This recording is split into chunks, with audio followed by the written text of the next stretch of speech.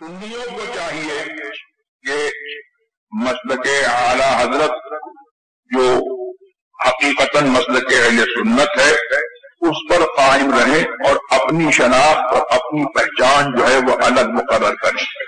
اور یہ ہوا جب اس اتحاد بے بنیاد سے دور رہیں اور قرآن نے جس اتحاد کی دعوت دی ہے اس اتحاد کو گلے سے لگائیں. وَاعْتَصِمُوا بِحَبْلِ اللَّهِ جَمِيعًا وَلَا تَفَرَّقُوا.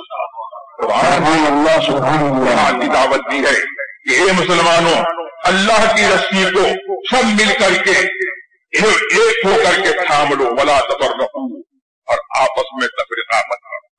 تو اعلیٰ حضرت فرماتے ہیں کہ بیٹھتے اٹھتے مدد کے واسطے یا رسول اللہ کہا پھر تجھ کو کیا.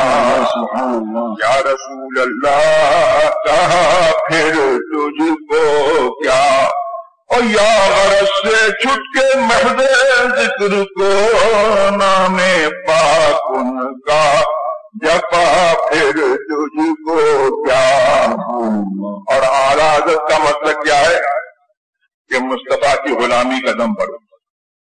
اور مصطفیٰ کی غلامی کی نسبت اگر قائم ہے تو تمہارا دین بھی قائم ہے, ایمان بھی قائم ہے, اور تمہاری جو ہے دنیا بھی جو ہے وہ تمہاری یہ دنیا بھی جو ہے قائم ہے, بلکہ یہ سمجھو کہ تمہارے صدقے میں جو ہے دوسروں کی بھی دنیا قائم ہے.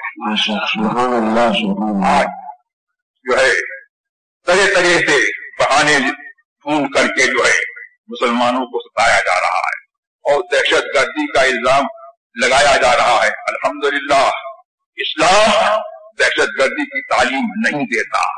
یہ کوئی اور ہوں گے جو فرضی جہاد کا نعرہ لگاتے ہوں گے.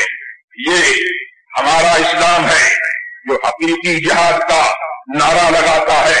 اور حقیقی جہاد کا مطلب یہ ہے کہ اپنے نفس سے بھی جہاد کرو, شیطان سے بھی جہاد کرو, شیطانی طاقتوں سے بھی جہاد کرو, اور مصطفیٰ صلی اللہ تبارک و تعالی علیہ وسلم کے ہو کر کے رہو. اور ان کا امن و آشتی کا پیغام جو ہے وہ سارے عالم